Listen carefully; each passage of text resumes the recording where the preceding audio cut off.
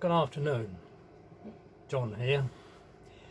Right, now this particular video, nothing to do with what you see behind me. It's not going to be about railways. This is a video for Alex Phillips, who has a channel on YouTube known as Alex's Assets. She's just completed a 3-part video on servicing her Austin Allegro at home. Now, this is the second time I've seen her do this, and nothing wrong with it. It's bloody brilliant. But she takes you through step by step how you service an engine on a classic car, particularly her Austin Allegro, known as Peggy. I think she's called Peggy because sometimes, especially during the cold weather, she needs a little bit of choke to get it going, and you need to hold the choke knob open with the aid of a clothes peg, hence Peggy.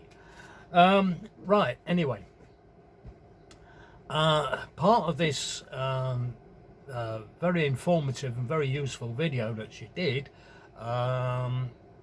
involved changing or cleaning spark plugs.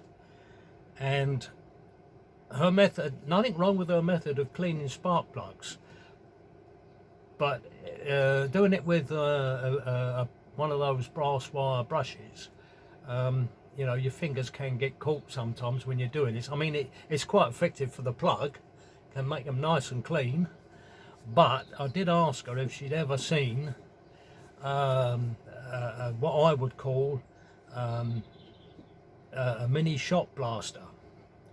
To give it its proper name, it's a spark plug cleaner.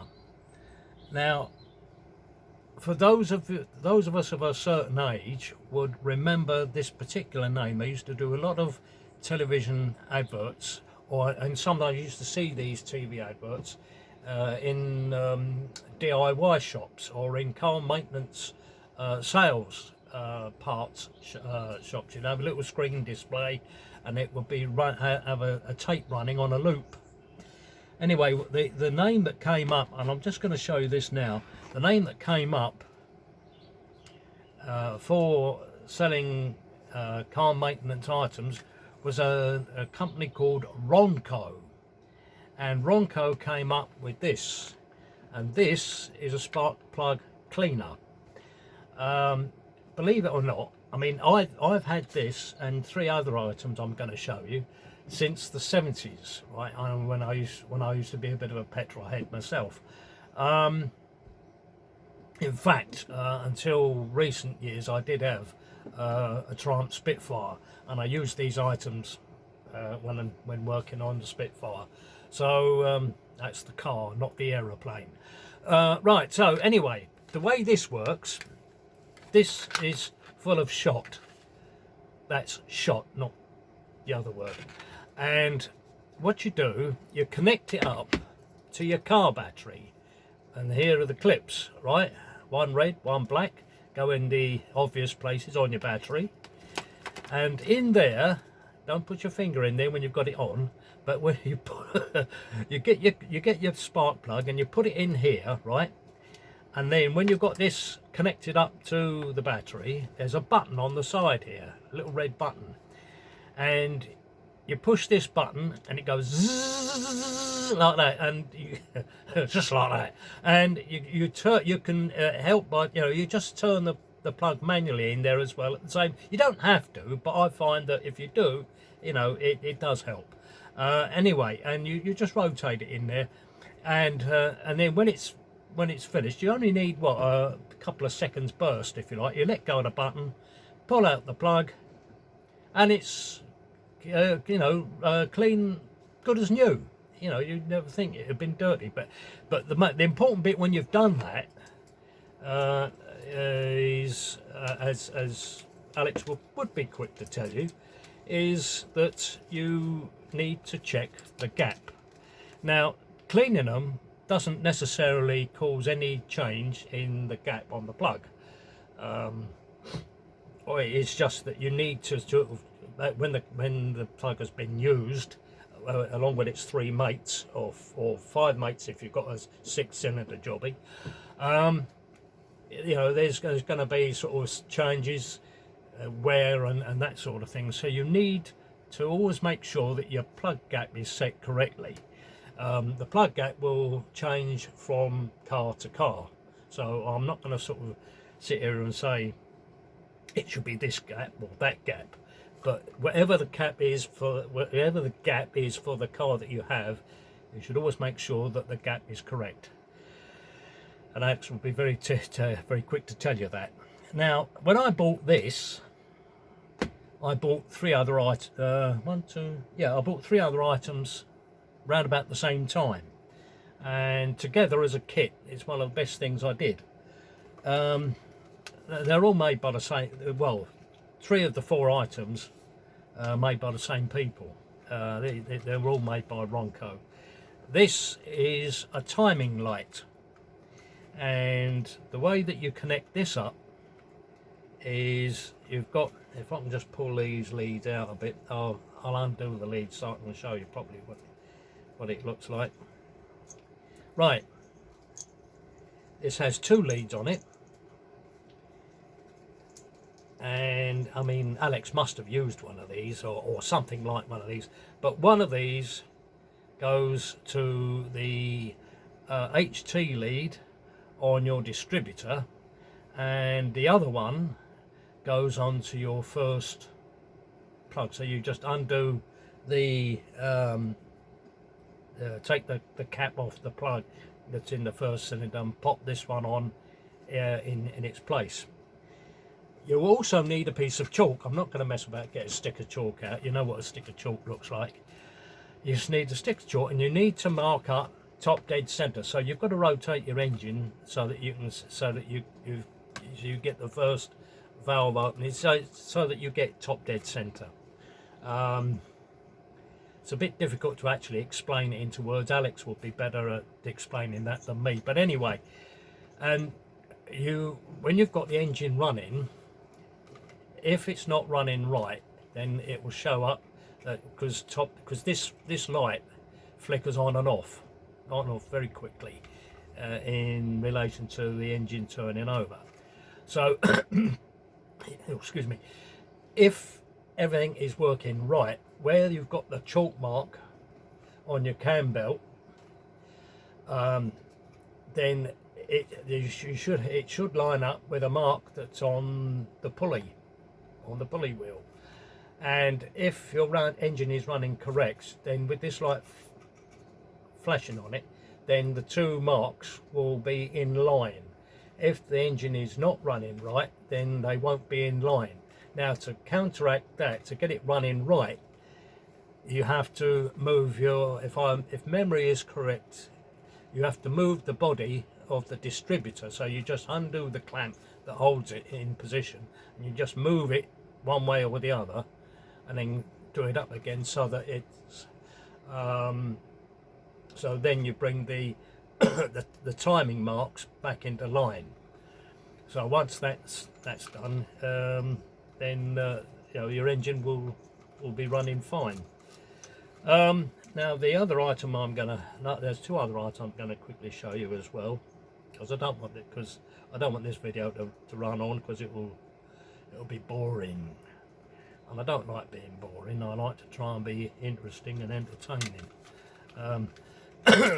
Right, now, to make it easier to turn the engine over when you've got the plugs in, because as Alex would show you in her video that she did on servicing her Allegro, to turn the engine over manually without to do it easier, you've got to have all the plugs out, which have got to be, make sure they're all labelled correctly, so you put them all back in the right place. But if you want to turn the engine over, especially when you're starting to do things to do with timing, you need one of these. And what this is an under bonnet starter button, and you connect this up so that you connect one to live and the other one to earth, so that you interrupt the circuit. Okay, and then you've got a button on the top of here. When you've got your ignition switched on, you press this button and that will turn your engine over. And as I say, whenever I've been doing servicing, these have been really handy to use. Oh, excuse me. Sorry about that, I'm getting over a cold. The other useful piece of that was made by Ronco as well, by the way. This other thing, this wasn't made by Ronco, but you can see this is a blast from the past. Gunson's Colour Tune 500. Now what this is, I'll see if I can just get the tray out and show you the bits. I've had this years, and it's very good for tuning the engine. You have a little bottle of solution, which that has run dry now, but you have a cleaning brush. Now what you do, this piece, you have to undo take the cap off of oh, sorry, take the cap off the first plug, take the plug out, screw this in where the plug was, and also what you do, there's a lead here which you feed this lead through this tube. This tube fits on top of this plug, so you feed this tube through there and you screw this into place on here. He says make sure you've got it round the right way first. That's a good idea, isn't it? That's better. That screws there on there like that. And then you sit that on the top there like that. Okay, and then the lead that you've just taken off of that first plug that you took out, you put it onto here. And it falls on the floor. Hang on a minute.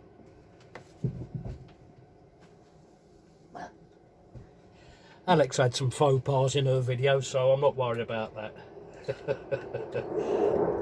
Should have seen how she got on with doing her filters. That was funny. Sorry about the noise. United States Air Force taking off from Lakenheath, flies right over my shed. Off they go into the wild blue yonder, flying high to the sky. Now after them Ruskies.